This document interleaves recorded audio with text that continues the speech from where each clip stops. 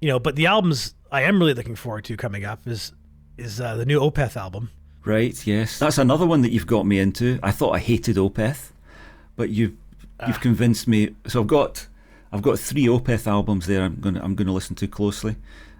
Blackwater Park, Damnation, and Ghost Reveries. Yes, exactly. What a great pick. Like if you had said, Chris, what 3 Opeth albums I get, those probably would have been the 3 I would have told you to get. So yeah. Well, I think I did ask you. For. I can't remember what I asked you, but there was, because Stevenwilson produced one of those. But the guy, two of them. The guy that came after him, is it Bergen or someone like that? Bergen or Bogram or something like that. Yeah. He's really good. He appeared in the latest edition of Sound on Sound. We were talking about Sound on Sound earlier, and when I'm travelling by train, I always get Sound on Sound magazine if I can find it, and that's my wee treat. I read that in the train, and there's a track that a guy produced. He tracked it, and it's a heavy metal song, and he had this bright idea of getting a dozen different well-known producers and engineers to remix the track, and then you can go to the website and you can hear all the different versions. And this guy, whose name I can't remember, he was one of them, and I thought, I'd be really interested to hear his mix. And he was talking about, they all have a little interview where they give the basic ethos of what it is they're doing, and he was saying that he basically feels like, although he mainly does heavy rock, heavy metal, he feels like he's a pop producer because he emphasises the vocals. And I thought, wonder if that's why I do that. Maybe I'm a pop producer as well, because I definitely emphasise the vocals when they're there. And I listened to his mix, and it was way better than any of the rest. Way better, I thought, because he did do that, and all the instrumentation was there and the arrangement that he didn't rearrange it as in, take things out and put things in. He just made the emphasis different, and he really did support the voice. So I think I like that album, because one of these I can't remember which one, but one of these albums that I've got to listen to is produced by him, and I'm really looking forward to that. So is the new one produced by that guy, or? I think you might be back into it. He's been a regular. Him and Steve Wilson have both come and gone with Opeth a bit. Right. So Blackwater Park was my first Opeth record I ever listened to, and the first one I bought, and it was kind of serendipitous, right? So I was, I'll tell you how I came into it. This has always been a weird thing for me, and I think Opeth and Steve Wilson fans would probably find the story hard to believe, but because there's a lot of Steve Wilson fans that got into Opeth because of Steve Wilson. There's lots of Opeth fans that got into Steve Wilson because of Opeth. Yeah. So I was in college, and a friend of mine asked me for a drive to a university where he was trying to get into this university, and he didn't have a car or a way to get there. So I had to drive him to the University of Toronto, and then I had to leave him there for a few hours while I went and did stuff by myself and kept myself busy. So at that age, there's 2 things I would do if I had to keep myself busy. One was to go to the guitar store or go to the CD store, right? It was one of the 2. So yeah. I think I probably did both. So I went to HMV, which was the big CD shop in Canada at the time. And I go to HMV, and I'm walking around, and I remember I went, you know what CD I want to buy? I want to buy that Porcupine Tree album, because I just heard the Creator has a master tape off of In Absentia, which was Porcupine Tree's new album at the time. And that's the first time I ever heard of them. So I went looking around, and In Absentia was there. So I bought that, or I picked it up, and then I picked up a Nine Inch Nails album. And I was walking around, and there was this section. It was just I can't remember what it was called, but it was called independent releases, or it was staff picks. It was a bunch of CDs by bands no one's ever heard of, And I saw Blackwater Park, and the album cover grabbed me. There's something special about the album cover that just grabbed me, and the logo, because metal bands have the stupidest fonts and the stupidest logos, Yeah. But Opeth is elegant. Their logo is beautiful. Uh-huh. The O with the bumblebee and the butterfly and the calligraphy around it, that O is. I'm just looking at it now. Oh yes, I see. Right. It's gorgeous. I hadn't twigged to that before, but yes, it is. Yeah. I would get that would be a tattoo I would get. An Opeth O. And so at HMV at the time, it's probably a thing over where you are too, but back in the 90s and the early aughts, they encourage you, if there's an album you're interested in, instead of just guessing, or buying what you came to buy, you could have them open the CD up for you, and you could listen to it. and they had like a little spot called the listening bar where they had like 10 CD players with nice headphones. God, yes, that's right. I've got to remember that now. Bloody hell. Yeah. So I had this little pile of CDs I wanted, and then I walked over with the Opeth Blackwater Park, and I said, "Can I listen to this?" And they're like, "Yeah, sure." And they opened it up and they put the CD in. And at first I was like, because it starts off, I forget how Blackwater Park starts. I think it's pretty with like some acoustic guitar and piano, but it very quickly turns into like this like bone crunching death metal. But there's something beautiful about it because it's like a waltz. It's like a 3/4 time or something like that. And there's like this endless riffs. Like it just keeps going and going. There's not much repetition. It just keeps moving into these weird like it's like Celtic. It's like Celtic death metal. It's got this really weird thing to it. And then he starts growling, and I'm like, whoa, because I was never into growling music really. Like I like Pantera, and I liked AC/DC. Like I like that the gravelly voice, but as you call it, the Cookie Monster vocals were not my thing. But musically it kept pulling me in. And then I skipped to the next song. I think the second song is called Bleak, and that song was just like, I couldn't believe it. I was like, this song is so good. And there's a line at the end of the song, or near the end, that I was hearing wrong. The line is as I think I've told you about this before, but it's "as the days are gone." But I thought he was saying the solid taste of God.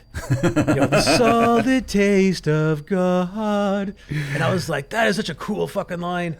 This is so good. And so I bought that in absentia and The Fragile by Nine Inch Nails on the same pile. I was familiar with The Fragile because my friend already had a copy, so that wasn't a revelation to me.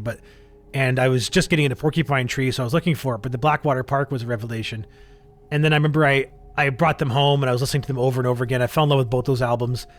And after I fall in love with the record, I start doing the dive. I'm reading the lyrics. I'm reading the liner notes, reading the special thanks too. And then I realized, like I read the liner notes of both albums, and that's when I realized Steven Wilson was the songwriter in Porcupine Tree, and like the lead man, the producer, all that stuff he does. And then I'm reading the liner notes of Blackwater Park, and it says mixed and produced by Steven Wilson. And I was like, what? Oh, you didn't didn't already. I thought what you were saying was that you knew that connection. That's what it brought you. No, so you just discovered that. Yeah, so I said that's what I'm saying. I think fans of those two bands would find it hard to believe that I bought in absentia Blackwater Park the same day, not knowing that they had any relation to each other. Wow. And you listen to those two albums side by side, they don't sound like they belong together. Like they're nothing alike. And the production is though. The production I think is. Well, when I was 18 years old, I wouldn't hear that. You wouldn't know that, yes. But I think now with your grown-up ears, you could maybe listen to both of them and think, yeah, the production ethic is very similar on both of those albums, I think. It probably is, and I still haven't really listened to Blackwater Park and thought about Steve Wilson in there. Damnation, definitely. Like, Damnation sounds like a Steven Wilson record to me, but Blackwater Park just sounds like Opeth to me, But that's the Opeth sound is Blackwater Park. Like Blackwater Park is considered their greatest album by most fans, and it's not my favorite Opeth album. My favorite Opeth album is probably the Ghost Reveries, right, or Damnation. So anyway, I remember thinking like, this is crazy, and I remember telling so I was getting my friends into both bands, right? Like playing this Opeth album over and over again in my car with my friends who hate death metal. And they're like, what's with you, this death metal obsession all of a sudden? I'm like, it's not an obsession. It's Opeth. Opeth is fucking amazing. Like it transcends death metal. It transcends progressive rock. It transcends classical music and folk music. It's its own thing outside of all the stuff. And it does it unapologetically. Like there's no gimmick to it. It's like, you could tell it's coming from their heart, and I fell in love with that in a way that I couldn't imagine. So, Damnation and Deliverance were the first Opeth albums that came out when I was like anticipating something, and those are both also produced by Steve Wilson and mixed by Steve Wilson, which I think are amazing. But when Ghost Reveries came out, it was like I was going to college, second time going to college. I just broke up with my girlfriend, who I thought was like the love of my life at that age, and so Deadwing and that came out together, and I remember just being like blown away by it, but. So I skipped the part I was trying to say. During the Blackwater Park and In Absentia time, I'm listening to Porcupine Tree and Opeth with my friends, trying to convince them these are the greatest bands on the planet, And I kept saying, wouldn't it be amazing if Opeth and Porcupine Tree went on tour together and I get to see them together? And they're going like, that's ridiculous. Why would Porcupine Tree go on tour with Opeth? Like, there's no way those two bands would fit together. And then, I don't know, it was like a month later, my girlfriend goes, I got a surprise for you. And she shows up with tickets for Opeth and Porcupine Tree. They announced the concert in Toronto. And Opeth was opening for Porcupine Tree, which was really strange because Opeth was more popular than Porcupine Tree. But Mike Ackerfeld's favorite band was Porcupine Tree. So he kind of wanted to give Porcupine Tree a chance to like piggyback off their fame. Right. Whatever little fame they had. They weren't super famous or anything. No. But like, they still couldn't sell out a club. Like, but Porcupine Tree couldn't. Like, Porcupine Tree had never come to Canada before, except for one time they opened for Yes in Canada one time, which apparently was a miserable experience for Steve Wilson. He hated that tour. It was neat because like there's all these Opeth fans that are there who are they're just like, it's a seated show too. Like, so you're in a seated show there to watch a death metal band going like, this doesn't feel right. We should be moshing and jumping around like a bunch of idiots. And then they show up. There's a grand piano on stage and only acoustic guitars, and they played Damnation in its entirety. And it wasn't even released yet. Hadn't even come out. So all these Opeth fans are ready for death metal, right? They have no idea who Porcupine Tree is, and they're watching their favorite death metal band play acoustic songs opening up for a band they don't know. And I felt like I was the only guy in the audience that wanted to see Porcupine Tree. I was like so stoked to see Porcupine Tree. And during like the set, Mike Ackerfeld kept talking about how Steve Wilson's his favorite musician, Porcupine Tree's his favorite band. And he kept saying things like, don't you think he looks like Geddy Lee? You know, because, you know... He does a wee bit, yes. Yeah, you know, and I guess he's a big fan of Rush, too, right? So he wanted to try and make that Canadian connection. And Mike Ackerfeld's very charming. He's very funny when he talks, unintentionally. It's something about the way that his Swedish translates to English. He comes across as very genuine and funny. And it was neat. And the Porcupine Tree came out, and people were just seething, like they wanted their death metal. And the Steve Wilson came out, and he's just like... The first thing he says, he goes, "This is the heaviest song in the Porcupine Tree catalog." And plays a B-side off an extension no one's heard yet because the B-sides hadn't been released. Yeah, a song called "Futile," and goddamn was I excited.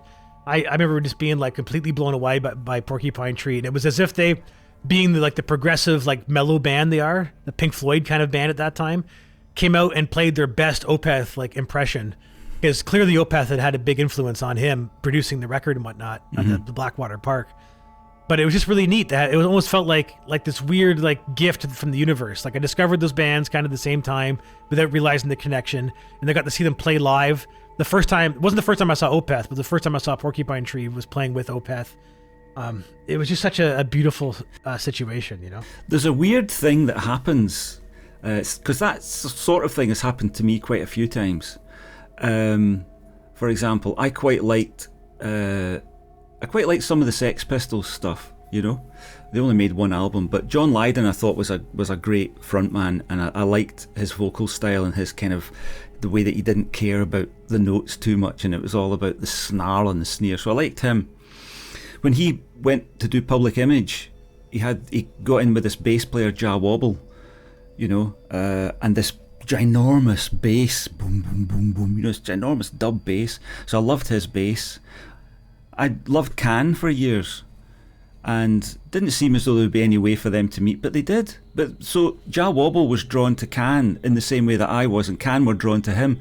So Ja Wobble, Jackie Liebzeit from Can got together, and then you find out that Michael Rother, who I liked, used to be in Kraftwerk that I liked. You know, there are all these different connections. I think musicians are drawn to the same kind of things that we are as punters, you know. They hear the same things, and they're in a position to say, well, I'll just get that guy's number, you know. So they do the same sort of process that we do, but they take it to its ultimate conclusion. And I managed to see, and I liked Bill Laswell as well, and I liked a bunch of other people who all came together in a tour. The band's name was Solaris. So there was Jackie Liebzeit, Ja Wobble, Bill Laswell, and a couple others whose names I can't remember, all on the same stage in a tiny little room in Glasgow. I mean, if I wanted to, I could have touched them all easily, you know. They were just sitting there right in front of me. It was amazing to me, you know. These synchronicities with bands and music, they do happen, and it's always wonderful and beautiful when it does.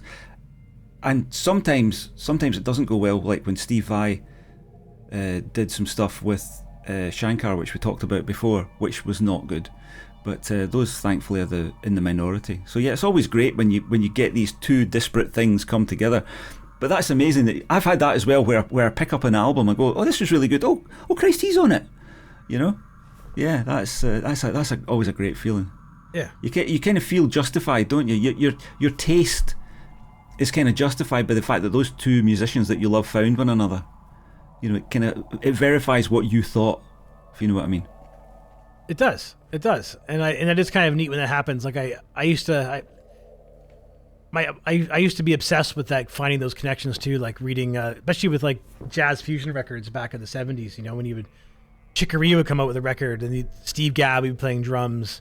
You know, and then you have like Herbie Hancock also playing keyboards on there with them, and then, you know, Jeff Beck would make a guitar appearance, and then John McLaughlin would be there, and then I go buy the new Stanley Clarke record, you know, and it'll have Jeff Beck on there too, and Erto Murrieta, and like you kept finding this group of like 15 amazing musicians, you know, and just like I got an email yesterday from Bandcamp about a new album coming out by Tony Levin called Bringing It Down to the Bass, and it's got Vinny Colaiuta on drums and Robert Fripp on guitar. Mike Portnoy plays drums. Steve Gadd plays drums. He's got Gary Husband on drums and keyboards. You know, it's got that L Shankar guy. It's got him. Pat Mastaletto. It's got oh my God, I've got to look this up. I've written it down. I'm going to look that up. What's the album called? Yeah, it's called Bringing It Down to the Bass. There's a Bandcamp pre-order on right now for $10 for the 24-bit download, and then $15 for the CD, and then. Right, I might have to. I'll need to get that next month when my pension comes in. There you go, right? You know, I look at that going like, Earl Slick is on it. Is this an album that's taken them many, many years to make or something? Or is it? It might be. Yeah, because Shankar's not really been operative in that realm for a long time. So it may be. I'm not sure. I'm looking at the liner notes here, but it doesn't say much about the timing. It's his first solo album since 2007. Right. You know, but like these are all guys like Jeremy Stacey's on there too, playing drums. Who've also Jeremy Stacey and Pat Mastaletto both were in the final versions of Kingcrimson, part of the triple drummer thing with the guy from Porcupine Tree, Gavin Harrison. But I've also seen Jeremy Stacey play with Stevenwilson as well, and Pat Mastaletto play for Stevenwilson on a couple of the solo records. But you know, which again, I love those connections. You know, Tony Levin is one of those guys, isn't he, that appears in so many different interesting things. Like he was on the Anderson Bruford Wakeman Howe. Anderson Bruford, yeah, he played bass on that when they went on tour. You know, and he's in Kingcrimson, and he's worked with Gabriel and, you know, a whole bunch of people that I'm interested in. Oh, there's Tony Levin again. Chris is in every if I went through my collection and pulled out all the albums that Tony Levin appears on, you know, he's probably on every letter of the alphabet. Exactly. Yeah, exactly. And he's a really sort of straight up dude. I think he understands. He gets it. You know. He gets the whole sort of music, the relationship between music and fandom. He understands that, which I think is nice. Yeah, he does. And you know what? I find Tony Levin, like, he's like, the connections I see with him, like it's ever evolving. Like, you know, I remember, like, he played with Stravinsky at one point. He played with Stravinsky. I'm pretty sure he did. Unless I'm getting that wrong. The classical guy? Yeah. No, Stravinsky's early 20th century, is he not? I thought he was still around back then. Tony Levin's not 100 years old, though. Stravinsky. No, I'm like checking it. I just typed in Igor Stravinsky, Tony Levin, and the first thing that pops up goes from Igor Stravinsky to Liquid Tension Experiment, which is that's when I got into Tony Levin, was when he played with Liquid Tension Experiment with Mike Portnoy, Jordan Rudess. Exactly, that's another album that I've got up there. Yeah, Stravinsky died in 1971, so Tony Levin could have been. He could have met him. Yeah. Yeah, because I'm pretty sure it was one of his first gigs was playing with Stravinsky. I'm pretty sure. I could be wrong. Really? My God. But he also played bass on that Buddy Rich record that I really love from 1974, The Roar of 74. Well, Levin was born in 46, so yeah, so he could well have been, as a teenager, been hanging out with.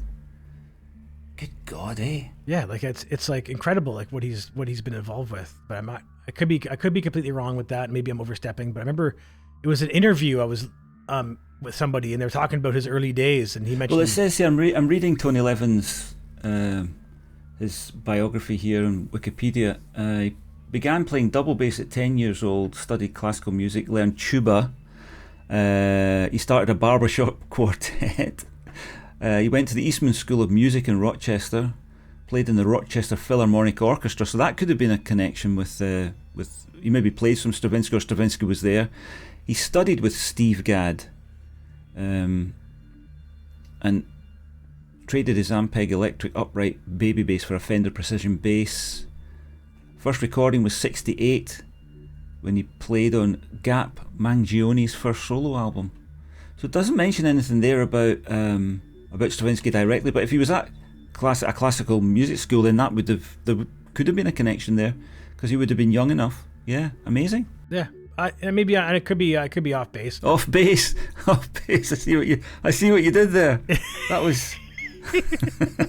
You've been planning that one all week, eh? No, that was one of my my happy accidents. I do those all the time. My buddy Drew used to be like, he used to accuse me of doing that too. Like, you're planning that. Yeah, when he played with the Rochester Philharmonic Orchestra, that was under Igor Stravinsky, according to this thing I'm reading from the Rochester Music Hall of Fame. Right, so there you go. So Stravinsky conducted that school orchestra. That's amazing, isn't it? Yeah, at the Eastman School Orchestra. Yeah. Yeah, I love Tony Levin even more now. I think he's great. Yeah, but yeah. I don't like everything he's been involved with. Like, I don't like Peter Gabriel these days. What's your take on Gabriel? Are you a fan, or? Gabriel has never he's like, outside of Genesis, he's never really solidified with me, And even then, it took me years to appreciate Genesis, because for me, Genesis was the Phil Collins led Genesis growing up, so I didn't realize what was really going on back in the 70s with the real Genesis, which is weird, because like and it's like Phil Collins, like I didn't appreciate him until I listened to Brand X. Right. And I was like, okay, this guy knows what he's doing. Oh yeah. So it's Phil Collins was thought of until he had his hit single. Yeah. Phil Collins, if you asked anyone who was into progressive music in the 70s and into the 80s, whenever that happened for him, and you asked who's your favourite drummer, it would have Bill Bruford would have been up there, and Phil Collins would have been in the top 5. Yeah. Neil Peart would obviously appear there. Some other people, depends which demographic you were speaking to. But if you happen to mention Phil Collins in those days, it was, oh yeah, what a great drummer, and people could cite his work, all the things that he did. And but as Genesis went on and became more poppy, and as he had his hit singles, he had that Face Value album and all that kind of stuff. And there's a thing I saw recently, which was a quote from Phil Collins, poor guy, because he's not well now, and he said, why does everybody hate me? Because he used to be loved. He used to be the guy. If you were putting together a group and you needed a drummer, and you had his phone number, you wouldn't hesitate in phoning him, because he could do it all. He could do everything that you wanted him to do. Not a technically flashy, like sort of. What would you say? Like Neil Peart is a very sort of was a very sort of kind of guy, as was Bill Bruford. Phil Collins was more straight ahead, but Phil Collins had a degree of sonic creativity that I think was special. Like he invented the gated snare drum, for example. He that was an accident, but he heard it and went, "What's that? We need to do that." So that was why everybody loved him. But then he had those hits, and it was like, oh no. Yeah, so he sold out. Yeah, and because of my I got into music in the 90s, like I was born in the mid 80s. So like for me, a lot of bands that really were amazing in the 70s, I got their 80s 90s impressions of them. It took me a while to get over it. Like for me, Genesis was more like it was like I knew it as Phil Collins, and that song, that In the Air Tonight, or whatever that song is called, like that to me was what Phil Collins was. Yeah, that was Phil Collins' first hit, which was a great song. I really love that, and the way the drums come in are just like amazing. But that's not a Genesis thing by any stretch of imagination. No, Genesis was Mama. That was their big hit single. That was the first time they had a hit single, Mama. Do you remember that one? It's a good song. I mean, it's a good song, but it's not the Genesis that existed previously. Well, it wasn't until like I saw the band called the Music Box one time, and they're the band that bought all their old stage equipment and was going around and doing their old stage shows from the 70s. All right, okay. And the lead singer would dress up like Peter Gabriel with the stupid bat head thing and everything. And, right, yeah, and I shouldn't say it's stupid. I just thought it was absurd at the time. No, it was. You're right. It was stupid. Yeah, it always was. and they were doing the Selling England by the Pound, right? And I was like, this is pretty good. I can dig this. That's kind of how I got into it. But just like Yes, like for me, Yes was Owner of a Lonely Heart. Like it wasn't Roundabout. Yeah. Right. And it wasn't until like, I don't know, it wasn't even that long ago. Like I got given a bunch of free records or like really cheap records one time, and Fragile was in there. And I put that on one time during one of our late night mushroom album listening sessions because I liked the album cover. Wow. And I went, holy shit, this is what Yes is supposed to sound like? I know. I remember thinking like Bill Bruford was like an idiot for even being a part of Yes. I'm like, you should just play with Kingcrimson. Who the hell's these Yes fools, And then I realized that Yes was just as good, if not better than Kingcrimson or any of those guys, at the time, And you came to these bands backwards, as it were. You started absolutely. hearing them like you would go in to buy a pair of shoes and Mama by Genesis or In the Air Tonight would be playing and you would go, oh, that again. Yeah, so you started there, or you heard it on the radio, wherever you heard it. It was always pushed at you. And then you discover you went backwards in time. For me, it was the opposite. I had all of those things, all those wonderful albums. And as time went on, they got shittier and shittier. Yeah. Yes, and Genesis became shittier and shittier. Well, I was never into Genesis, to be honest. My favourite Genesis album was Trick of the Tail, which was the one immediately after Gabriel left. So brilliant. Such a brilliant album. Beautifully produced, great songs. And who knew that Phil Collins could sing exactly like Gabriel? He said, in fact, I remember in 1976 or 77 when that came in, I was still at school. Somebody brought that album in and put it on the stereo that we had in the sixth form common room, and we were all gathered round because most of us hadn't heard it. And the reaction was, I thought Gabriel left Genesis. No, that's Phil Collins singing. No, it's not. So the album sleeve got passed around. We had to verify this was. Well, why does he sound so much like Gabriel? I don't know. And it was the only time he ever did. But he had that kind of nasal kind of resonance that Gabriel's got. He had that. It was very bizarre. But the influence. I think working with someone closely, if you have the right embouchure for it, you can very quickly sound like someone by accident almost. Of course, right? yes. Of course. Like Adrian Belew, right? He sounds a lot like David Byrne when he sings, and there's no surprise that he played for the Talking Heads early in his career. And I've always thought that was strange, or just like Zakk Wylde, the guy that Black Label Society, he played with Ozzy Osbourne. When he sings, he sounds just like Ozzy Osbourne. Yeah. But he didn't start singing until he got fired from Ozzy's band, and he started his own band and realized he needed to be the singer because he didn't. Well, Phil Collins was a childhood actor. Yeah. Okay. He was an actor and a singer as a child. I think I'm right about that. I might be hallucinating, but anyone who's listening, you can look him up and see. But I'm sure he was. I'm sure he was in a production of Oliver that was quite famous, and he was singing in that as a kid. So he obviously could sing. And yeah, but you're probably right. I'm sure you are right that he stood there for how many years? 5 something years, and listened to Gabriel singing, and he did backing vocals as well, I think. So he would pick up that breathing technique and that resonance technique and all of that kind of stuff. And I kind of dallied with Gabriel for a long while until I realised that he's a bit of a precious prick, to be honest. I think, a lot of, save the world kind of music, it's like, your world's not, your music's not going to save the world. Yeah, I get that. It's not like that. And I don't think his tunes are that good. And I find them always hard work. Having said that, I've got one single by Peter Gabriel, and there's a track on the CD single called Down by the River or Crossing the River, and it's got Phil Collins playing the drums. And I used to play that track to people because partly to show off my new stereo when I had one, and partly to freak them out, because it starts off as a kind of ambient thing, Peter Gabriel style ambient kind of synthesizers. And then some drums come in, they go boom, boom, boom, boom. And you think, oh, that's impressive. And I would always laugh because I knew what was coming. Because I would always put the volume just at the right point. And the first introductory drums are just a little paradiddle that doesn't really mean anything. And then the fucking drums come in and it's like, what the fuck? These drums are like 10 feet high. A very, very brave production decision, but absolutely mind-blowing when you hear it on a good pair of speakers. And that was Phil Collins. And that was what he could do. He had that big sound, And if you wanted that, he did it for Brand X, he did it in Genesis later on. He did it in his own stuff. Yeah, absolutely fantastic. And nobody else really got there because he hit the drums so hard, but they were all tuned to just where they needed to be. Yeah. He does have that kind of sound to him. I do like that about him. The song I would do that to people with was the song called Day of the Baphomets by Mars Volta, where it starts off with like a really like mellow kind of drum part with a cool bass solo. And then it just jumps in with the whole band at full volume with Cedric just going like, you know, and I've seen people spit their drinks out, you know, and I'm like, yes.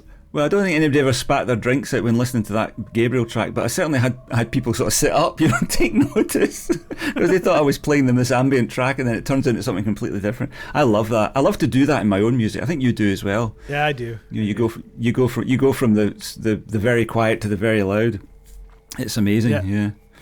And I also like making a song sound like it's over before it's over and over again. You know, like yeah, I noticed that. I took out a few of your gaps. Did that upset you, or was that like you just went, "Oh, that's okay," or because you must have noticed that? It doesn't always upset me. Sometimes those gaps are just in there because like that's the way I wrote the song because I didn't know what to do next. You know, and I would just because often when I'm mixing a song, I might get rid of some of the gaps too, and I do those oddly placed. Drum fills a lot, which you leave most of those in, you know, like because most drum fills are meant to end a phrase, whereas most of my I do put drum fills at the end of phrases too, but I also use drum fills to join to completely different rhythms and phrases, and the drum fill is used to sort of like get you into the next rhythm, you know, like it's offering it up, whereas like, you know, for people who are into counting all the time would get upset. They're like, oh, you just have this bar in there, it's not supposed to be there. And I'm like, well, who's to say it's supposed to be there? Like my music, like I do often follow conventional timings. Like it might be a 4-bar phrase or 8-bar phrase or 12-bar phrase, but I don't feel the need to continue that on like 12-bar, 12-bar, 12-bar. Like I don't do that. Sometimes I'll go on for, you know, like 32 bars or 64 bars or 112 bars. Like, You know, I don't care. Like it's only about the idea. Like if it's a lyric that needs to be sung, or I'll just keep going, you know, but yeah. I love that about your stuff because it was the only time I've ever really come across it. Well, I've never been that intimate with anybody else's music, you know. So I'm seeing literally in front of me what you're doing. So especially if it's a MIDI file, I can see the notes that you're playing. So I know the variations before they even come up.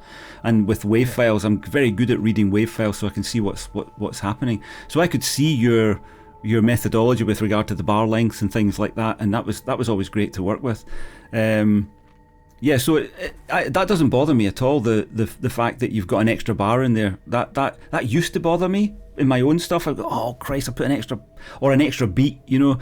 So you there was one track I was working on. It's a track called Torpedo, and there was just the way that we played it. It was a friend I was working with, and he was a heavy metal guitarist, and I was doing my heavy metal vocals, and there was something like a 16th hesitation in one area, and it had to be there, and it drove me nuts. Why is there a 1/16th hesitation there? But if I took it out, it just didn't sound right. It's really weird. And I always remember that when I never got to the bottom of that. But I'm very relaxed now about all kinds of sort of things like that. You know, if sometimes the meter changes round so that you think the downbeat's there, but in actual fact, when everything else comes in, it's in a different place. I love doing that myself. And like you, I don't worry so much about 4-bar loops or 8-bar or whatever it is. You know, it's, in fact, I actively try and get away from that. And I get a bit annoyed by people or I get annoyed with their fans, people who celebrate the loop artists, you know, who like, I can't remember their names, but I think Lewis Cole does it, and oh God, I can't remember their names. Ed Sheeran, does he do it? Where they just build up loops, you know, they're just using a looper, and when you see that they're using a looper, you go, oh right, it's going to be like that for the next 5 minutes then. That's just going to build, isn't it? Once you've heard those chords, you know exactly what's coming, especially if there's a bunch of backing singers there. You go, yeah, they're going to be doing those harmonies, aren't they, in about 5 minutes time. Okay, right, fine. But everybody else is going nuts. Yeah. I think it's clever, I think it's wonderful, but it's just the same fucking chords going round and round. Yeah, that can be, I get a little tired of that sometimes too. I mean, I have done a couple songs where I rely on the same chord progression through the whole song, but it's few and far between. It's not my go-to, you know. But yeah, I don't notice that as much as Lewis Cole, but maybe because I haven't listened to those songs as much. But like I've been a growing Lewis Cole fan over the last 5 or 6 years. You know, for me, it started with Clowncore, I don't know if you listen to clowncore at all. I've seen it in passing because it pops up everywhere. Yes, I've seen little bits and pieces of it, but I just thought it was a joke. I didn't think it was meant to be taken seriously. Well, I think it's kind of both. Like it's there's something about it because the first time I saw them was when they were doing their Outhouse album, where they're inside of a public shitter, and they have a drum kit, 2 keyboards, and 2 guys in there. One guy's playing the saxophone, the other guy's playing the drums, right? And I was just blown away by how good Lewis Cole can keep a rhythm and play keyboards at the same time. And I didn't know it was Lewis Cole at the time. I just thought it was a couple of these maniacs with masks on. And then I was listening to Lewis Cole as well. And it wasn't until it was someone who's a drum aficionado was like, I'm pretty sure that's Lewis Cole in clowncore. And I was like, that would make sense. That's definitely his style as far as the way he plays the drums and everything. And but the thing I like about Lewis Cole is he's one of those guys that doesn't care about conventions, right? He makes music that sounds very good. But he doesn't approach it he's a good producer now. He's learned his chops about producing because he produces all his own music. But like I said, that on his first album, he recorded his drums with an iMac. He just opened up his laptop and set it beside the bass drum and then that's how he recorded his drums. Yeah. And people are blown away by that, going are you kidding me? That's what's on the finished product? Well, actually, that's an old technique. I used that in 2002 when I made the first sort of serious video I made was with my filmmaker cousin, and I put a stereo mic, a pair of stereo PZM mics in front of the kick. We had a month of experimentation to get that drum sound, to get it to know how to do it, because you see these drums with you've got there with the microphones all over the place, and that's the way to do it. I mean, that was, believe it or not, that was Frank Zappa that invented the multi-tracking drum kit. He gave, I think, 4 tracks to the drums on Hot Rats, and he separately mic'd up all the drums. That was one of the first times that was done. But back in the day, the drum kit didn't have any mics on it. It was just at the back of the room, and there was one mic for everything, so you had to balance by distance. So I thought of that when I was tasked with recording these drums, and I thought, well, can I do it just with one stereo mic? And you can. So the idea of sticking a fairly, in those days, the iMac and the iPad microphones were phenomenal. They're not anymore. But the first iPad that I made music on had a phenomenal microphone. There was no noise on it. It was clean. It would do everything except the really low bass. And if you EQ'd it afterwards, you would get that back. So I'm thinking that the iMac was the same. In fact, I know it was because I knew people who were using that microphone and I could hear it. And it was actually a really, really good microphone that would take all kinds of extreme pressure without clipping, which in those days was a fucking miracle. Look, and that could be I wasn't aware of that. That to me, I figured, and I'm not even sure if he was either. I don't know. Cause he was, because he didn't care about clipping. He didn't care about, because you hear it in his music, he overdrives a lot of things, but he does it not at the end of the production. It's early on in the production, and then he deals with these overdriven sounds and then mixes them in really nicely. Yeah. But I get that though. That there's not a lot of looping people that I can dig. Reggie Watts is probably the only one that I really enjoy. Oh yes, and, God, yes. Oh my, of course, yeah. Some of his videos are just incredible. And he's hilarious. He's very smart. When he does the English professor voice describing, and it's just that TED talk that he did which is a few years ago now, but it was. That's what I was going to mention. The TED talk is amazing, and I do plan when I my plans this summer to do live music have been thwarted by my more immediate plans to change my profession, which I'm still doing 2 jobs right now. So I'm very overworked. Look after yourself, mate. Don't let that get on top of you. It's coming. Are you getting enough sort of breaks and things? Do you feel as though you're getting No, I'm not. Any space to yourself? No? Not really, no. But thankfully I have the support here, so it's I don't, between my wife and my other family living here, I don't have to cook for myself. I'm not doing any laundry. Right. It's just, I'm seeing Mackenzie as much as I can right now. The thing I feel like I'm neglecting the most is Zappa. I haven't taken Zappa for a walk in ages. And my dad takes him for walks, and sometimes if I know I have a long drive in the country, I'll just take Zappa with me. He'll go for a 5-hour ride with me in the car for a few service calls. Yeah. He gets a little grumpy about it. He's just sitting in the front seat of a van for 5 hours. But he's with the love of his life, so he is, and he's more upset if I don't bring him than if I do. Yeah, right? So, yeah. So, well, that's good. You've got family immediately around you, and you've got the dog. You've got your dog. Yeah. To take with you sometimes. So yeah, you've got some companionship. You've got some release, because it's. I know what it's like to be pressured from all sides. That made me very ill. So don't let that happen. Yeah. Make sure you get some kind of joy in your daily life, because if you don't, it'll fuck you up. That's a warning. It will. Well, the nice part is I do enjoy fixing appliances. Like, that's been a... Oh, right. You see, that's different. That's the good thing. That's brilliant, because I never had that. I hated everything I was doing. Yeah. I hated what my day job was. It killed me in the end, you know. So you've at least got the joy of seeing someone's face light up when their washing machine works. Yeah, and I'm driving around in the country, which it's beautiful. Like, I live in a beautiful part of the country, and but it's burning me out, and I'm nervous. Like, I have such a hard time disappointing people, and I disappoint myself more than I disappoint them, and I have a hard time getting over that. Like, because I know when I quit, my boss is going to be upset. It's going to break his heart, like, he's not going to, and I don't know how he's going to react. I'm sure they're going to react much more positively at LG than I expect them to, but it's too late for them to keep you.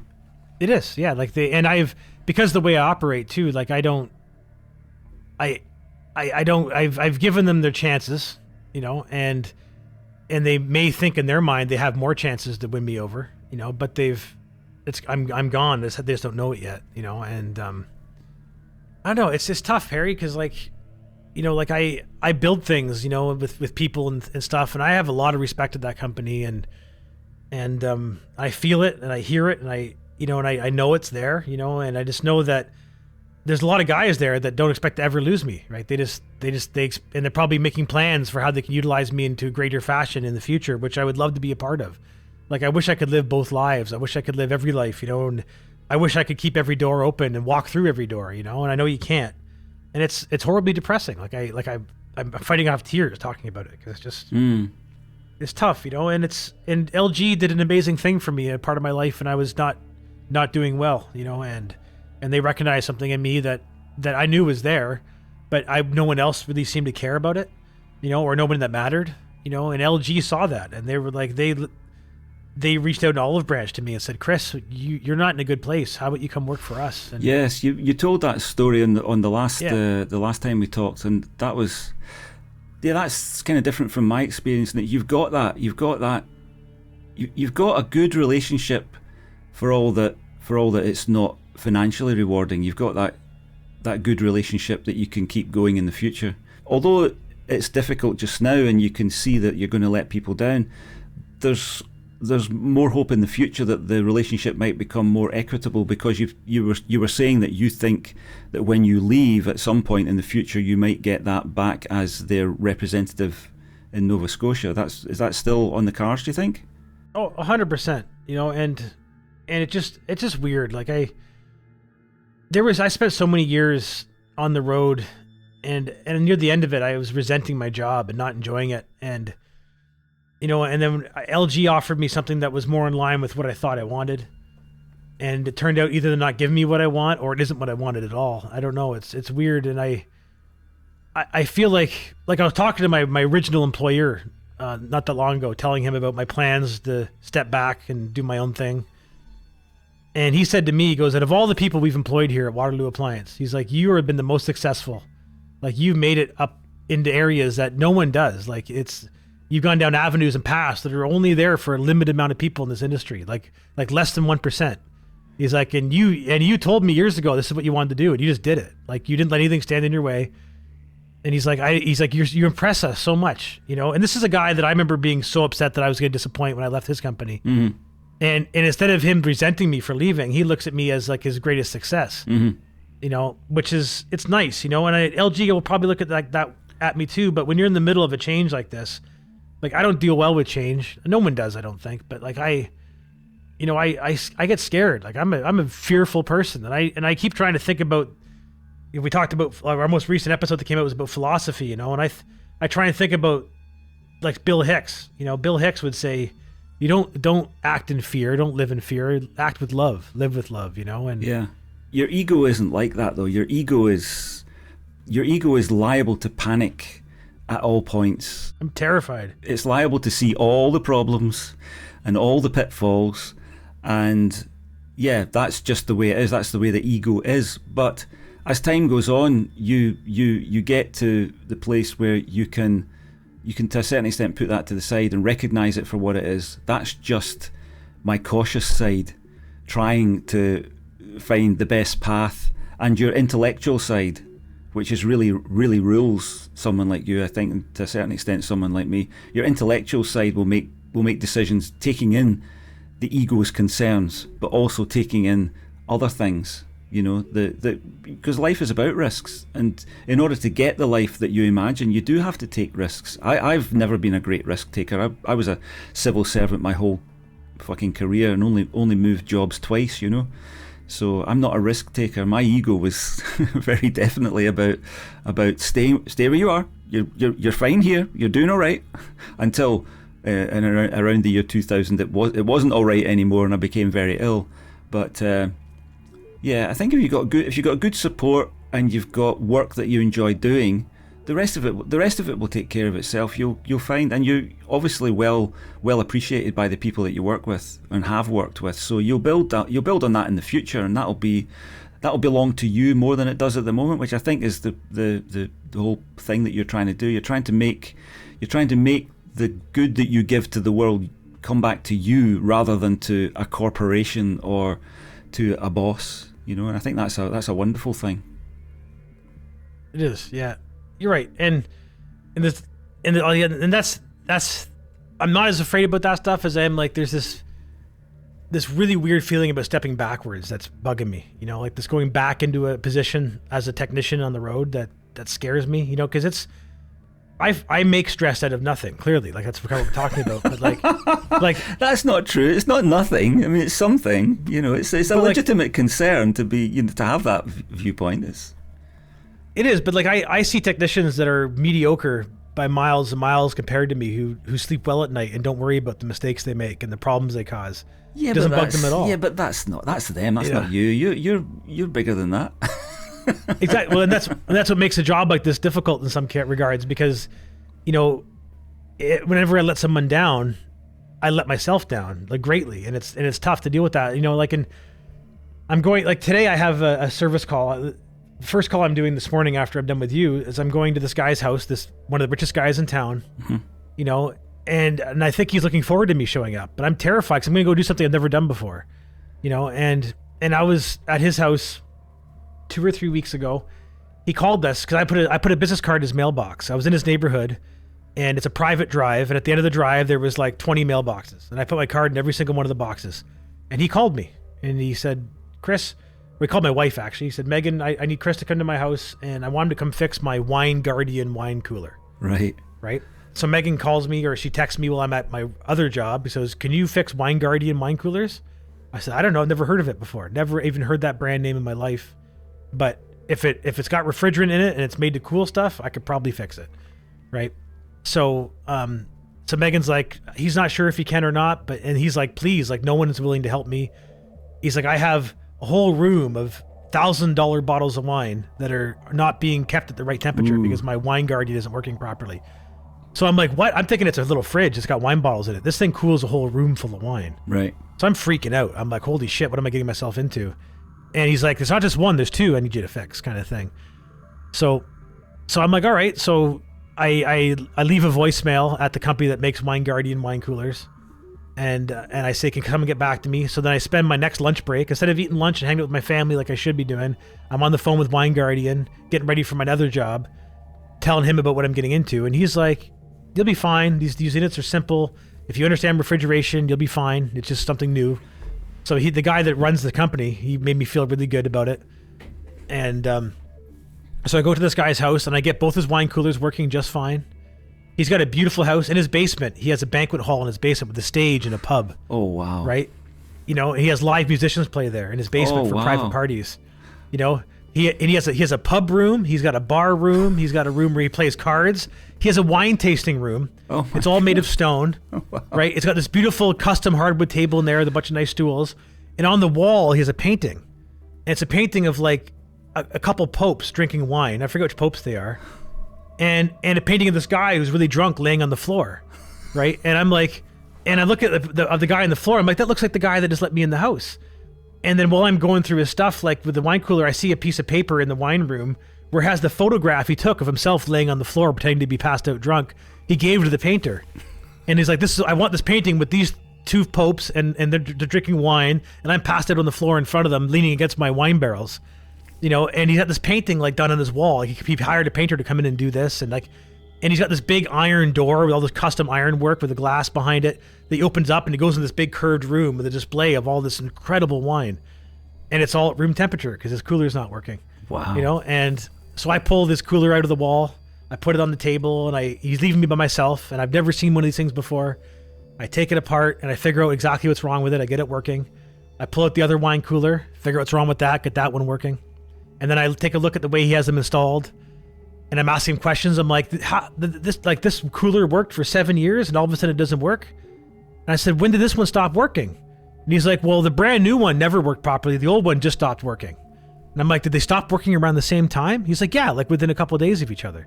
And then that's when I realized when he added the second cooler, he didn't install them right, and the heat from the one cooler is causing the other cooler to overheat. And I'm looking around at his ventilation system, and he's got water leaking on the floor, causing a mold problem in his basement. And I'm like, you need a condensate pump, you need some ventilation ductwork here and some fans there and all this stuff. This is what you need to do to fix the problem. You know, and I diagnosed the cause of his problem and get the things working. So right now he just has one wine cooler running to keep his wine cold while the other chiller is not on, which he doesn't need as much, waiting for this installation to happen. So I gave him this whole list of things he needs to do. And he just gave me this look like I can't do this shit. And I'm like, well, you got lots of money, clearly, just hire somebody. And he's like, you know where you live. There's no one around here to do this kind of stuff. Like, I don't know anybody.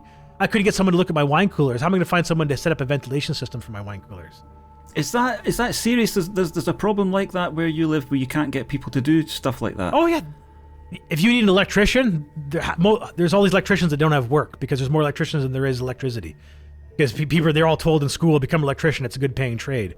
But appliance technician is not a great paying trade, so no one did it, right? And he's working with this weird appliance that there might be like 10 of these systems in all of Nova Scotia. So there's no technicians that even want to touch it, right? So I'm just brave enough to touch this thing. So you're right, there's no one around to help him. So I said to him, do you want help doing this? Like, do you want me to help put together some ideas? And he's like, yeah, Chris, please do that, right? So a couple days later, I'm doing research on different CFM fans, cubic feet per minute. That's how we measure our fan air movements here in North America. So I'm looking at different things that'll work with his setup, different venting applications, condensate pumps to help deal with the condensation coming out of his coolers to get them out of the house. And I put together a list of materials he needs, and I email him. I said, hey, Harley, this is what you need. You need 2 of these fans, this pump, this venting, this and whatever else. And there's no guarantee this is going to fix your problem, but this is all I can think of to help alleviate your situation. I called Wine Guardian. I talked to them about his situation and what I want to do. And the guy there goes, it sounds like you know what you're doing. That's probably going to fix his problem, you know? And so I charged him $300 for 2 hours of work and a service call to get his wine coolers working. And then I sent him an estimate with a bill of materials for $1,200 to go and install this ventilation thing for him. And he sent me an email back going, this is service. Like, oh my God, I've never encountered this in Nova Scotia. This is amazing, Chris. And he said to me, he says, you're going to be the richest guy east of Toronto if you keep this stuff up. He's like, there's no one like you around. He would know. Yeah. You know, and so I've been like staying up at night thinking about how I'm going to do this. And do I have all the materials I need? Is it going to work? You know, and today's the day. Today of the day, I'm going back out there and I'm doing all this crazy shit I've never done before. I've never installed ductwork fans. I've never installed the condensate pump. I've never done any of this before. You know, I've done versions of it. Like I've dealt with air movement from dryers. I've installed a ventilation hood above my stove in my house one time for a gas range. But like I've bitten off what I feel like more than I can chew. You know, but everybody around me, my dad's going like, you're going to be fine. Like, you got nothing to worry about. And I'm like, maybe, but you don't even know what I'm doing enough to understand whether I got anything to worry about or not. Yeah. You know, like So there's bound to be unanticipated problems occur with a job like that. You know, you're going to come up against stuff that you go, oh fuck, I never spotted that, or there's a screw that won't go in or come out or something like that. You know, there'll be unanticipated shit going on. But 100%. It sounds like the guy to be kind of mercenary for a moment. You know, you've got the guy over a barrel. He's getting nobody else to help him.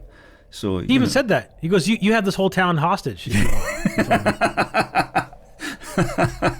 And I don't necessarily want that, you know. But at the same time, it's a good position to be in, right? So like, you know, but I'm nervous. And then after that, I'm going to a Chinese food restaurant, the one I was at last weekend, where his fridge wasn't working properly.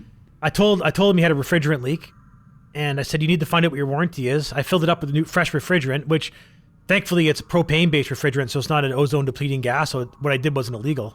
And he called me back and said it's already starting to not cool again. So within a week, the refrigerant's been leaking out. So it's a major leak. So I'm going back there today to install UV dye into the system, so I can go back and find the leak in a few days with a UV light, you know. And then I got to go to a neighbor's house and fix this 40-year-old washing machine, which is just like been keeping me up at night too. And I just, you know, like I'm daunted. I'm daunted by this stuff, and I'm going to spend all day tinkering around, sweating and swearing, you know. And I'm tired. I'm so fucking tired. But I thought the tinkering and sweating bit was the bit that you liked. I do, but I only like it when I'm done. Ah, right. I see. Right. When you've got the success, when you've fixed it, you feel good. But until then, you're shitting yourself. It's stress. Yeah. Exactly. Yeah. And this is my first time doing this, right? So if I'd done this 100 times, it'd just be a walk in the park. But this is, you know. But I'm also, if it goes well, I'm gonna make over $1,000 today. Yeah. You know, on the one job. Yeah. $1,000 in my pocket. You know, so it's like. That's lucrative, you know. If I can make $1,000, that's what you're aiming for. That's the kind of work that you're aiming for. Yeah. So you're getting there. I have to say, you're getting there very quickly. I mean, I am. To put it into perspective, I've had so many ideas in my life for doing things that should have paid off and never did, and I've known so many people who had ideas for doing things and tried to do them and they never paid off. So when you said that you were leaving, you're not exactly leaving at the moment, but you're trying to ease yourself out of LG into your own business kind of thing. I thought, I wonder how that'll go, because I'm just used to people failing at these things. But it doesn't sound as though you are. It sounds as though you're whatever you're doing, probably because of the kind of person you are and the kind of expertise you have and the conscientiousness with which you approach a task. Sounds as though people are really responding to you on a personal level and a professional level. So, you know, I think the fact that you worry about it is a good thing, because it means that you will care when it inevitably does go wrong, because, you know, these kind of things always go wrong to some degree. There'll be something that happens that you didn't anticipate. Yeah. But it sounds as though you've got the right approach and attitude, and people are recognizing that and people responding to you. So I think that's brilliant. It sounds really good. It sounds like you're going in exactly the right direction, although at the moment you haven't had any sleep. Exactly. And you're talking to this weirdo from across the pond, and you're still thinking about all the things that you've got to do, and, you know, but I'm confident for you that it'll sort itself out in the end. And I know that means nothing, because everybody says that, you know, your dad says that to you, but, you know, I'm sure it'll be fine. It'll be good. I think you're right too. It's the fear of the unknown. It's the fear of my body letting me down. It's the fear of, you know, but you know, all our bodies let us down at some point. You know, that's inevitable. You know, but you live with that. You live with the things that nature throws at you, and you get used to the new you. You know. Yeah. It's like you were saying earlier, when your tooth falls out. I've got my lack of tooth, you know, and there comes a point where you just don't care anymore. That's just the new face that you have. You have a face without a tooth now, and that's, people just have to get used to it, you know. Yeah. And it's the same for all of us. We're all human, so you just get, you know, things that go wrong. That when I was 20, I would have rushed to the doctor or rushed to the dentist. You know, fix this. Now it's like, oh, I've got a hernia now, right? Okay, yeah. Well, that's the new me then. You know, so I'll not be lifting these half-ton weights anymore. Yeah. So it's like, just fuck. You gotta laugh. And the part I'm looking forward to too is, like, I'm having a hard time belonging here. Like you mentioned that before. That is, but your explanation of the wealth demographic roundabout you, that maybe explains some of that, don't you think? Well, that's part of it. There's also been just the fact it came from Ontario, right? Like I imagine the same way people from Scotland feel about Londoners, you know, like you're like fucking prick coming here from London. Yeah, definitely. You know? Yes. Coming up here with your money. Aye. Yeah, telling us how to do things, driving your car the way you drive it, and you know. Well, no, for us, it's very much the case that it's not. We love to have anybody who wants to come to Scotland. We love to have them because we're so impoverished as far as people are concerned.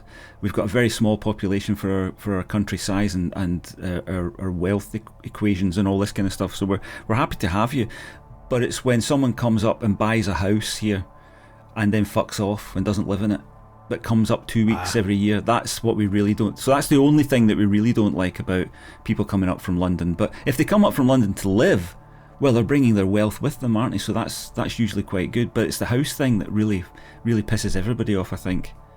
Yeah, and that's, you know, I have noticed a bit of that. And there's just like, so I got the Ontario thing against me, and then I have just the whole fact I'm not from here, right? Like they have a phrase out here, is it come from away, right? You know, or they say CFA. They don't even say the phrase, you know. And so I've come from away, and I've had other people who have come from away I've been talking to, and they're like, get used to it. It's never going to go away. Like your kids will probably be immune to it because they're born here, but you'll always be CFA no matter what you do. No, that's unfortunate. I don't know there's a way around that. Is there really? I mean, you're kind of stuck with that one. But I explain to people, I'm like, I've always been that way. Even if I was someplace I belonged, I always felt like I didn't. You know, so, you know, but no one could label it back then. They just called me a weirdo. But now, instead of a weirdo, I'm from Ontario. Yeah, he's just it. And I know he's a bit weird, but he is from Ontario. So, that explains it then. Yeah. Working my way into their lives this way is being someone who's helpful. People call upon me for assistance, and I render assistance. You know, and you know, like I am charming. You know, so that's going to help, and they're going to get to know me more. So it's gonna be okay, you know. And I'm gonna I know that I used to experience being a local celebrity as being an appliance technician in the town I live. Like you'd be at a grocery store and there'd always be some cashier or some other consumer there that would be like, "Hey, Chris," you know, like, and I'd be like, "I don't recognize you, so I must have fixed something of yours." Yeah, you know. And then I immediately like I'm bracing for like a complaint, like that fucking washing machine I paid you to fix is in the garbage, you know, but. You know, I would almost always hear like, "Thank you so much. Like you're the best repair guy I've ever had. Like, you know, I can't wait to need you again." Yeah, people love that. I had a guy come here and repair. Well, at the drop of a hat, he arrived here, repaired the loo downstairs and fixed a leak upstairs. And he was apologetic because he had to charge me £60. And I was like, £60? You came out at the drop of a hat. You spent all morning. You had another job to go to, but you came here. So I had 80. I'd taken out 80 out of the hole in the wall. I just gave him the whole 80, and I said, "Man, you're an angel. You're a fucking angel." When your shit's not working and somebody comes in with a magic wand and goes, and it all works again, you go, "Oh fuck, thank you so much. It's such a great thing." Yeah. So you are an angel. You don't know it, and you won't believe me, but you are. Yeah, you know. But with this small town, it's going to be amplified, right? Like I'm not going to be able to go anywhere without being recognized in a couple of years. Like it's going to be, and I hope I can use that to my advantage as a musician too. You know, like you know, like I've had some positive reactions on YouTube for the Speak the Future. Like the song that's been getting the most listens is In the Circuits of Old. That's the one that's been blowing up a little bit. It's got me a few more subscribers. Even someone left a comment saying, "If you're not famous already, you're going to be soon. Keep this up." You know. I haven't seen that. I'm subscribed to you. Why haven't I seen that? I don't know. I'm not sure. I'll need to go and look at that. Gosh, that's weird. Yeah. Is that just it's just Deafbydesign, isn't it? Yeah, exactly. Yeah. Well, I don't know why I haven't seen that. I haven't seen any of it. Bloody hell. No, it just pops up as a playlist, right? There's no videos or anything, and you know, so that's been kind of nice, you know. But like I do my usual thing where I go on Reddit and I post a bit on the prog rock forums. I post about on the psychedelic music forums, and I've got nothing but negativity from the psychedelic community the last couple albums, like the AI art sucks. I'm going like, well, if you read the description of the record, you realize why I'm using AI art. Like it's about AI. The album's about AI. Like why, you know, but obviously you can't look past the album cover. Like you're judging my album completely by the album cover. which is the album cover is meant to represent the album in a way, so you're obviously you're not open-minded enough. I'm like, whatever, I don't care if you like it or not. But I've been getting a lot of downvotes in the Reddit for sharing my music, in the psychedelic forums especially. The prog rock forums, I'm getting no attention at all anymore. A few albums, I had people listen to my albums thoroughly and they get back to me with like really kind things to say. And I don't care about the criticism. Like, I mean, you can't put your stuff out for people to listen to and then be upset they criticize it. No, it's what it is. But you'd rather have the positive stuff or any kind of constructive feedback is good. Exactly. And just, the silence is what hurts. It is, yeah. Or if someone were to say like, I hate AI art, why did you use it? I prefer that. And I could be like, well, I'll tell you why I used it. And then they might be like, oh, that's intriguing. Like, I was talking to a coworker about it yesterday who called me up and said, I saw your new album on YouTube. I really liked it. And I was talking to him and I told him about the concept of the Future series, all 3 albums together. And he's like, wow, I didn't pick up on that at all. I'm like, well, of course, like the lyrics are hard to pick up on in one listen. And, I said, the only person that's got it is Peri because he produced it. And I remember when you mixed Speak the Future, you got back to me and you're like the first song, you were like, wow, like these lyrics are really neat. Like it's like it could be autobiographical. Like you could be this character that's being influenced by some entity you're unaware of that's causing you to write this music. Like it's kind of a neat concept that way. And my coworker was kind of blown away by it. He was like, that is really neat. Like to make yourself the subject of the possible thing that's being manipulated inside the music. Like it's like the self-fulfilling prophecy that's got multiple dimensional layers. And I'm like, it's up there with Ziggy Stardust because you get the impression that Ziggy and Bowie are one. That he's playing that character. So you're playing the character that's been infected by these unimaginable thoughts from the future. You do a good. It's not. I don't think it's a story. It doesn't tell a story so much. It's not a narrative in that. No. It has no narrative arc. No. But it's the impressionistic kind of way that that idea kind of infects all of the tracks to some degree, and it gives it that. I mean, you've done that before with your Everything series. You've done a number of different things that all connect on a large scale.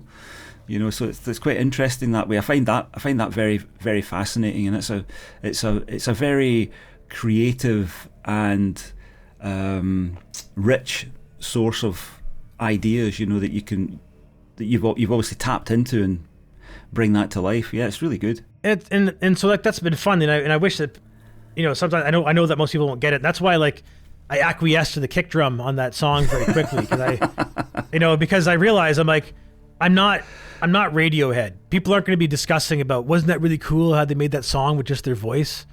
Like, no one gives a shit. And anything that holds the song back from sounding good is just going to hurt it. It's not going to help it, right? So, in the future, if someone were to like find my music and want to interview me and talk about it, then talking about that song would be an anecdote that could be fun, But like, I'm realizing that like that charm to that song is really only important to you and me. Everybody else is just a weird sounding song, like it's.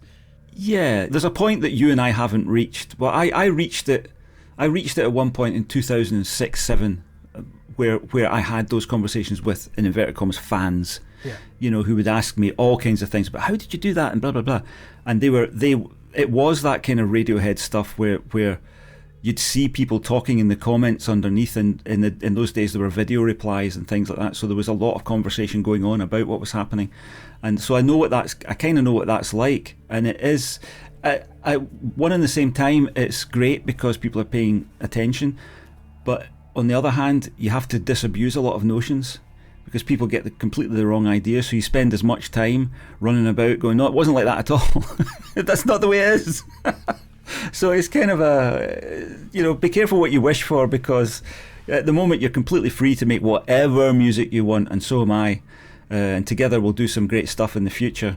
But if the time ever comes when the world is beating its way to your door, you'll discover that ain't all you thought it was going to be. That's just more fucking hassle, to be honest. You're probably right. I mean, I don't disagree with that. It just like a lot of motivation for me to be a talked about musician is because there's so much music that I respect that way. I would love to have that the interaction with people, you know. And you're right. I'm the same. I know exactly what you mean. It's like you need the verification that the communication you're putting out there is reaching people. Yeah. And I've having had a little slice of it for a couple of years, realizing it wasn't everything it was cracked up to be. I now make the music with the anticipation that at some point in the future, somebody will pick up on it, because in the AI world, think about this 50 years from now, AI does everything. You have a thought, AI makes it real, if that's what happens. What's going to be valuable is the last stuff that was made by humans. And that's you and me. Yeah. If anybody's looking for music that was the last music that was made by humans, Radiohead haven't made an album for a while, but you know, all the people who are working now, and all of that stuff will be mined. You know, Opeth, Stephen Wilson, all this stuff will be mined, and then they'll get to us and they'll realise, oh, that's where that was happening. That's where all of that stuff, they didn't care about having to please an audience, so they just pleased themselves, and that's what makes that so good. That's what I think now. I mean, I don't know, I'll never see it, you know, but in my mind, that's how I make my music now. I make it for the future. I make it for future time travellers, I call them. You know, I make it for the time travellers who will have to travel back in time and hear this podcast and hear our music, and will get it from. And of course, Google might cancel us tomorrow. Bandcamp might go bust, and then it fucking all disappears. Yeah. But then there are real time travellers who can come back and, you know, really come back. I don't know. I'm just wittering now. You know, and it's funny, like, you know, like you're right too. Like that. I've had one comment as of when I first, like, I looked yesterday there on one of my new songs on YouTube, and about the song being like great and I'll be famous or popular soon if I keep it up. Immediately for like a few hours, I had in the back of my head, like, how do I write In the Circuits of Old too? You know, because like that song was like an experimental song. I wrote that on my Neutron synthesizer. I just decided I wanted to make a whole song with one instrument and try and make every instrument with it, you know, and it was a lot of fun, you know, but like that song wasn't in my head before I wrote it. Like it was one of those stream of consciousness, you know, examples. And I can't write that song again. I can't do that again. You know, any effort to do it again would be a failure. What you do is you tell the bits that are doing that's what you need. Yeah. Okay, backroom boys or whatever, however you address them. That song, people like that. I want more of that. Yeah. Do more of that, and then the guys they'll take care of it. They might, you know. They either will or will not produce that again. If they don't produce it again, then it's either because they can't or they think that they've got something better. Yeah. And that's why I personify them. I can talk to them. I can say, right, Largy, come up with some great lyrics. You need this. These lyrics aren't working. Come on, fucking get your finger out and get some decent lyrics here. And when I sit down at the piano, I'm saying, right, Largy, get this piano fucking done. And then my fingers start moving. Yeah. You know. So that's why I personify them, so that I can deal with them on that basis. And you've got your little guys working back there, whether they've got names or not. Every musician has them. Yeah. And just talk to them. Just it's like talking to God, you know, except they're in you. And just ask them. Just say, what? Give me more of that, or something that's as good as that, or something that's in that same vein, or whatever it might be. Well, you're right, and maybe I should do that, or. You know, there's been a handful of songs where I've had friends or people say like, that was really cool, I want more of that. And anytime I've tried to do more of that, I just feel kind of gross, and I'm like, that's not what's in me right now. No, that person died that day. Yeah. You know, like, yeah, so just trust that the guys will do it, that whatever they do is good, because you're talking to them, you're having this relationship where your ego gets out the fucking way and stops trying to fix things, and stops, especially with creative stuff, stops trying to make it happen. Get that, just fuck off, ego, and just let your fingers do it, and your creativity with sounds and all that do it. And that's been my experience. I can't speak for you. Obviously, I don't know that will happen for you, but it happens for me all the time. Okay. When I just tell those guys. That's why, you know, I sit down with a guitar, and it's not me, it's Frappa. I sit down with that guitar for 2 or 3 days, and up come all these different tracks, and I end up with a whole album out of it, and it doesn't feel like me. It feels like I hope it's somebody else. Somehow I hope that there's something that does that, you know. like we're working on Nova Scotia songs next, and then that album after that, as far as I know, is going to be Echoes in the Maze. Right. Which does sound a lot like the future albums. It's like the tail end of that winding down was Echoes in the Maze. It's a little more mellow, but it's also more in your face and a little stranger in places. But then the third album from now, called Whispers in the Maze, which you've heard the title track already, which you liked. That's how that one happened. Is I set my bass. I put new strings on my bass guitar, which is sitting right here. Mm-hmm. And then I put new strings and cleaned up my Gibson double longhorn, which has active EMG pickups and piezo pickups, which is a big part of my tone in this album. And then I plugged this guy in here. I'm going to plug it for a sec so I can show you. This guy, my knockoff Behringer Pro 1 synthesizer. Yes. Right? And that was all because I kind of wanted like the analog synth sound, which I was getting just fine with Pigments. But I wasn't getting the smooth filter sweeps I wanted. Right, of course. And so I was struggling to automate these smooth filter sweeps. And I went, what the hell's wrong with you? You got an analog synthesizer right over there that's going to do exactly what you want if you bring it over here and plug it in. And I plugged it in and it was like immediate. And I was like, oh yeah, I forgot how much I love this fucking thing. And then it became a big part of the sound of two of the songs. But yeah, it's like, I'm so excited about it. Like I've listened to these songs a dozen times now and I'm fully demoitis, and I'm terrified of what you're gonna do to them. That's okay. I will ruin them for you. I'll rebuild. I'll destroy all of that love and hope that you have, and I'll just rebuild it all, and you'll hate it, and then you'll love it. Hopefully. And I did find it funny too, because you listened to Whispers in the Maze. You were very like complimentary of it, and you're like, I hear choirs at the end of that. Oh yes, I remember that one. Yeah. Because the next song I made, which you haven't heard yet, is full of a choir at the end of it, which I did like with an operatic, a couple songs I pull out my opera voice on this record. Oh, you've got an opera voice. Yeah, I do, and I think it was partly because last time we talked, you asked me if I could do the Dio thing when you were talking about Devin Townsend, and I think the Dio thing you were saying wasn't the Dio thing I was thinking, and because I can do like that powerful vibrato, full body kind of voice, or it might not have to be full, it could be quiet like you said too, but I was the next song, so obviously we think in the same wavelength. I was working on it, and at the end I was like, the song didn't really have an ending, and I thought this song would end well with some beautiful opera voices with some big reverb on them, Oh, right, and I recorded like this beautiful like 2 and 3 part harmony with me singing operatically. And I'm wondering if you're going to hear it, be like, yeah, that's what I was thinking in the other song, and maybe I could do the operatic vocals that you have in your head, to do it. I don't know. I would need to hear it again, but I've got an opera voice as well. Oh, nice. I can do a sort of bass voice all the way up, but the breathing kind of goes after a while. It gets quite difficult but you've got to really open your chest and have those muscles, those Pavarotti muscles, and it's quite hard. That's the one. Me. Yeah. There's a great song by Zappa, The Idiot Bastard Son. If you ever want a practice song for the operatic voice, get the right key for that one. Do you know that song, The Idiot Bastard Son? Probably. What album is it on? Do you know what album it's from? It's on one of the first ones. It might be on Only in It for the Money. But it's a good one. I found that a good one to sing because it doesn't matter where you start, it pushes you, and it's a good one to kind of mess about with. Yeah, but it's interesting. I didn't know that you had that. We could maybe do an operatic album. Well, absolutely. The two tenors. I'm much more likely to sing operatically in the shower than I am in front of a microphone. But yeah. You've been giving me more of that confidence to sort of like stretch my voice out a bit. Even though I've always done weird things with my voice, but it's you've been giving me more confidence to just kind of like use it with the intention of it being at the front of the mix rather than just an evil necessary thing. Yeah, I've done a semi-operatic voice on some of my stuff on the Messersmith album.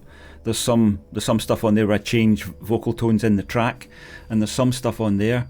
But to build, it's really, really difficult to build a choir sound, I found, by voice. Yeah. I've tried it a couple of times, and it's difficult for me. I don't really get the harmonic lines that you need to get. It's quite hard, and a lot of choral work is doubled up and tripled up. So I'm never quite sure where it ends up. But you know, it's something we could try, because your voice and my voice are probably different. So if you do like 3 layers and I do 3 layers, it won't sound like one guy doing 6 layers. Yeah.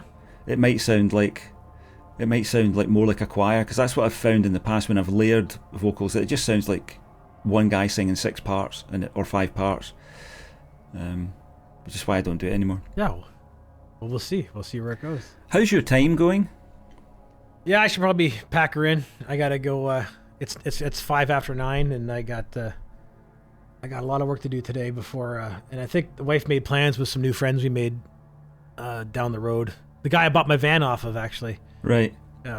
He started going on some political rant about Justin Trudeau and vaccines and all stuff. And he's looking at me like, wanting to see how badly he was offending me. And I was like, yeah, I agree. It's okay. Yeah. And then it was weird. He texted my wife and said, my wife wanted me to text you guys and see if we could be friends. and Megan was like, do we want to be friends with these people? And I'm like, well, I mean, they seem like nice people. I don't see why not. And that also gave me confidence. I bought a van off this guy, used van, and like someone who just sells you a used vehicle out of the driveway, if they're screwing you around, they're not going to reach out to be friends with you. Yeah. So that was like, that at least made me feel good about this van I bought, because, you know, I don't like buying from dealerships, because those people will fucking screw Oh you. yeah. I don't drive, but I know that. Yeah, exactly. All right, brother. Okay. Well, yes. Good luck with your day. I hope that goes well. I'm sure it will. Thank you. Obviously. I think you're right. Okay. Good chatting with you, Perry. It's been good. Yeah, it's been good. We'll. Beautiful shirt, by the way. I forgot to mention. Oh yeah, thank you. I discovered these at the bottom of my T-shirt drawer. Nice. And I thought I'll get these out, because I don't know. I think my wife hides them from me. She doesn't like them. But I've rediscovered them now, so I'm now a man of colour. If that's awesome. You can say that these days. Right. I'll speak to you soon anyway. Sounds good, Perry. Have a good care. one. Talk to you soon. Bye.